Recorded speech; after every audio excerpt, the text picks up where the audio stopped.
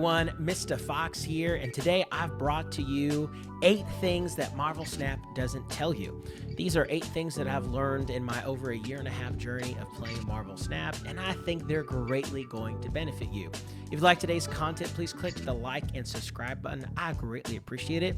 And please feel free to leave a comment down below about the content, like if you agree with what I have to say or disagree with what I have to say. I love to interact with the community that watches my content. Well, anyways, let's take a look at all the tips.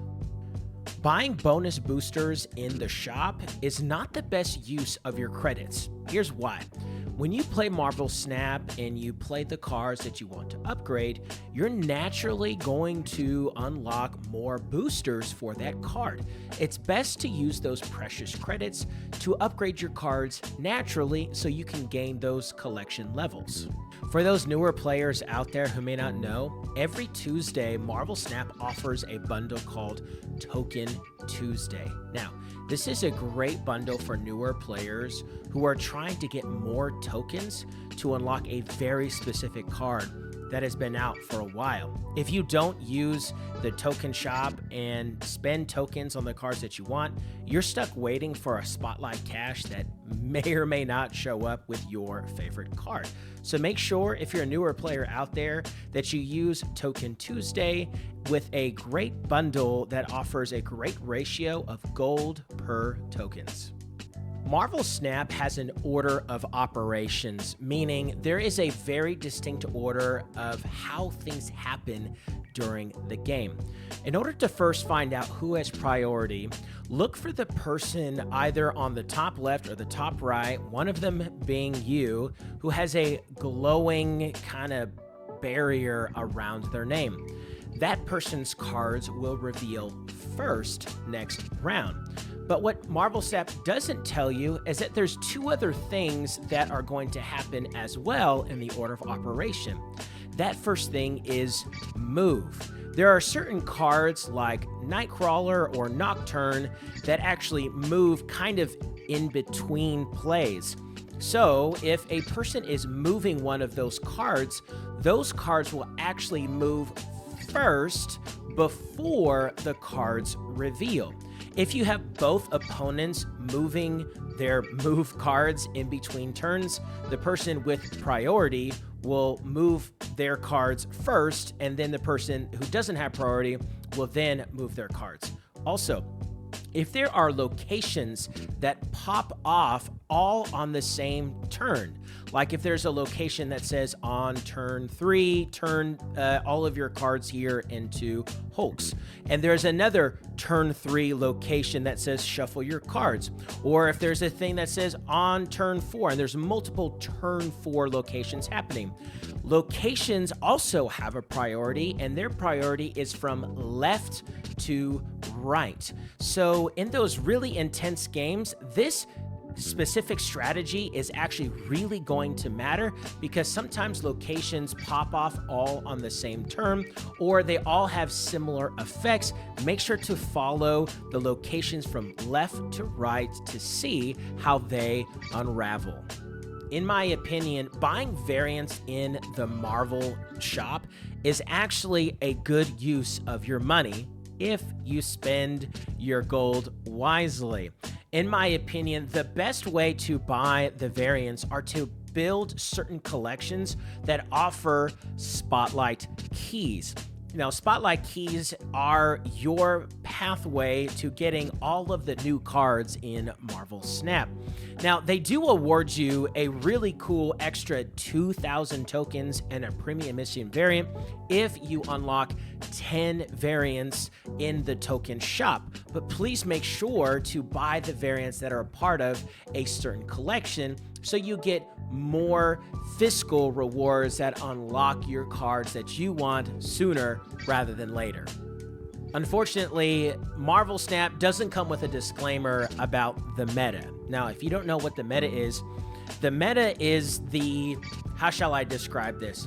The meta is the best decks that are being played at the moment. And unfortunately, the meta changes every week. Why is that? Well, cards are being updated, they're being buffed, they're being nerfed, they're being reworked. People get smarter and they build decks that people don't even know existed before someone created the deck. So the reason why I'm telling you this is because when you purchase a card, you think, wow, this card's going to be great and it's never going to change. Wrong.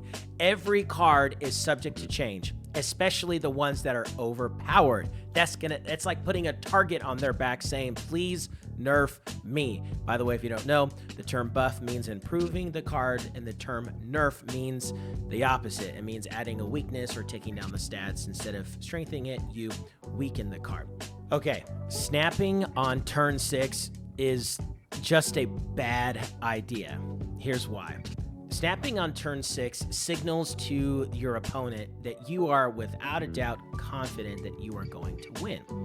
Now, this is going to lead them to more than likely retreat.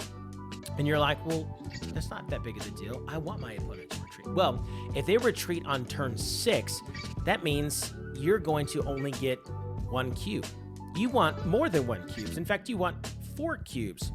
If you think you're going to win, it's always best to snap on turn 5 or earlier, so that way you don't walk away with 1 cube. Always do your best to snap before turn 6. Marvel Snap definitely doesn't talk about the plethora of bots that are on the ladder. Now, what are bots? Well, bots are just computer run players that you find on the ladder that most of the time aren't very smart. You can tell if it's a bot because they'll probably have a basic name like John or Timothy or Susie, or random letters in their name that doesn't make sense. Also, a bot will play in a very random direction. Like a bot, their play order or the cards that they play, you probably think to yourself, why would somebody do that? Well, it's probably a bot. If you find yourself against a bot, do yourself a favor and try to be losing by turn 5. So that way on turn 6, after the bot snaps, you can double snap and take home 8 cubes. The goal of Marvel Snap is to reach infinite, but what nobody tells you is that the road to infinite is a long and arduous and grindy journey all the way to that level 100. Now, I've reached infinite last season, and this season, when I reached infinite, it took me around 4+ hours to get there. Now, if you are, starting at level 20 or level 30, just kind of do the math there. You are going to be riding the road to infinite for many plus hours. You're going to be retreating, and you're going to be losing a lot of cubes, having some tough defeats. But you're also going to be having a lot of great victories. Just so that you know, Marvel Snap is not really advertising that it takes quite a bit of sweat, blood, sweat, and tears to get to that infinite level. Make sure you're prepared for that journey. Take plenty of breaks and don't give up, because you can get there. Hey everyone, thank you so much for watching my content today. If you like what you saw, please click the like and subscribe button on your YouTube app. I would greatly appreciate it. And also leave a comment down below about your thoughts on the video, whether you agreed or disagreed with it. But as usual, this is Mr. Fox saying, work hard, play hard, and enjoy your life. We'll see you in the next video.